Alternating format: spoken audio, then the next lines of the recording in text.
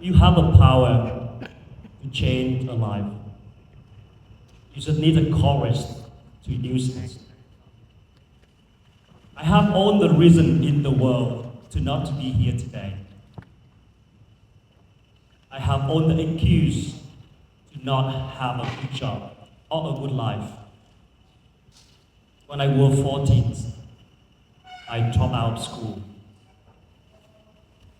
and I became a street kid. So what happened? How come as a kid living on the street become a CEO?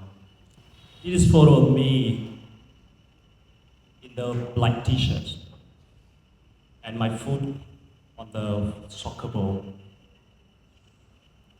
When I was a child, my parents were really poor. They didn't have enough money for me to go to school. I need to go and work to support them. So I left my village. I jumped on the bus. It took about 3 hours for me to come to Hanoi. My first job was shining shoes on the street. And I worked from 6 a.m. to 6 p.m. And on the good day, I would earn about $2. At night time, I would find a place in the slum area near the river to sleep. And a spot on the floor, sharing with 20 other people, would cost about 20 cents. It was a dark and small room where I share a room with men and women, and also other kids, all in there together. For me, as a child from a village, it was too much. But what I could do at that time was trying to survive. Not all of my friends survived. One of my friends, he died because of addiction.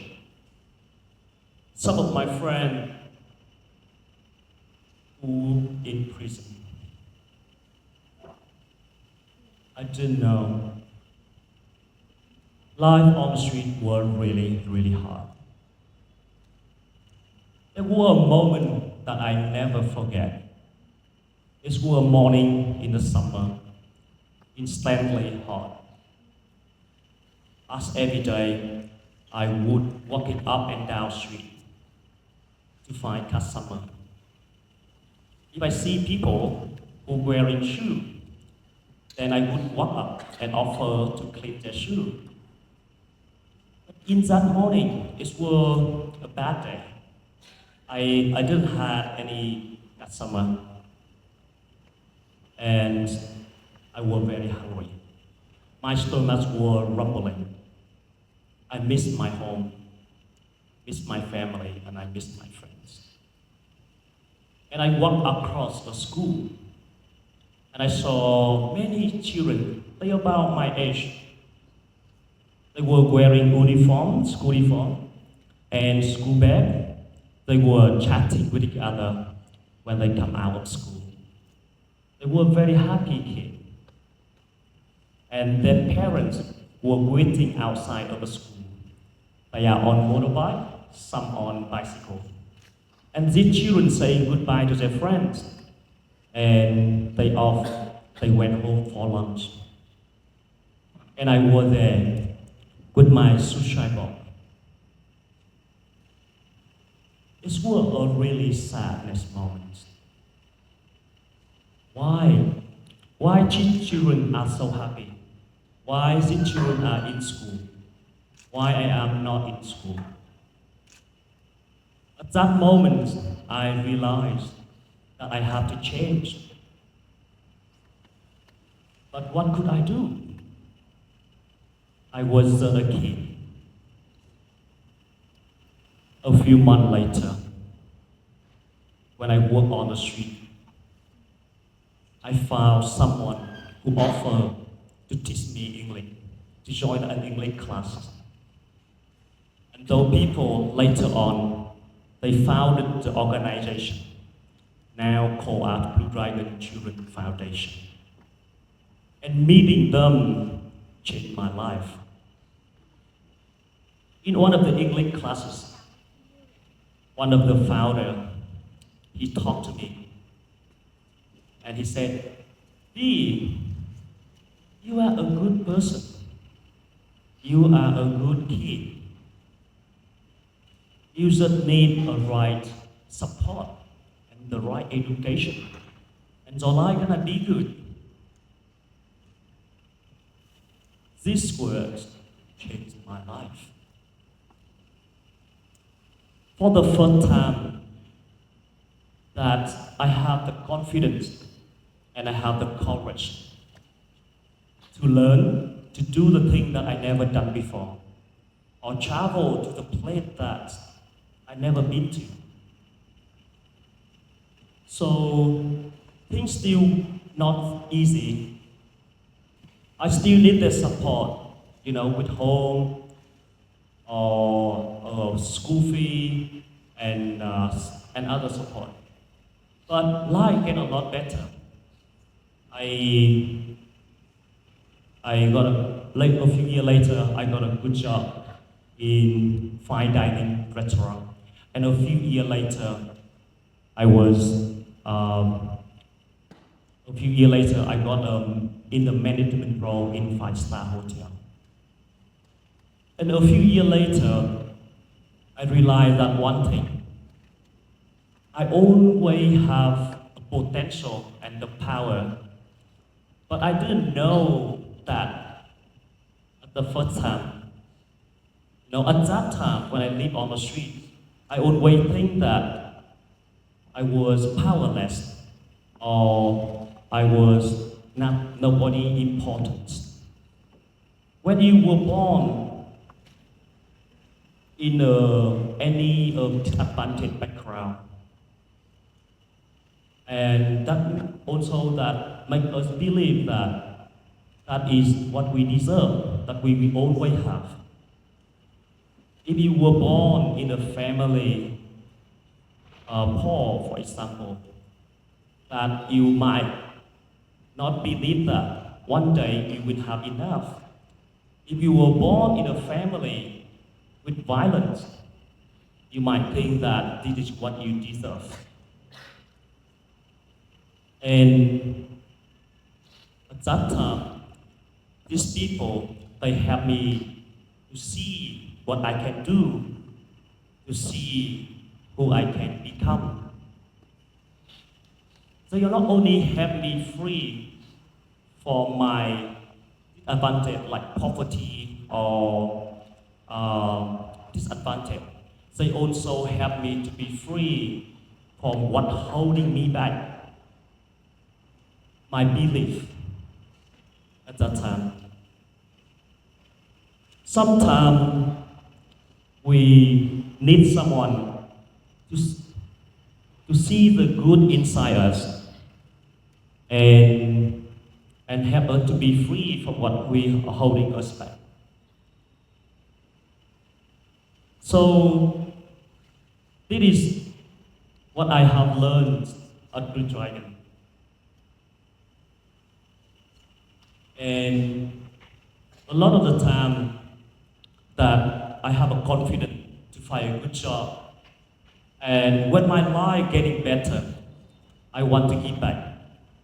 I came back to the organization to help the people like myself. So I have a new career, helping street kids.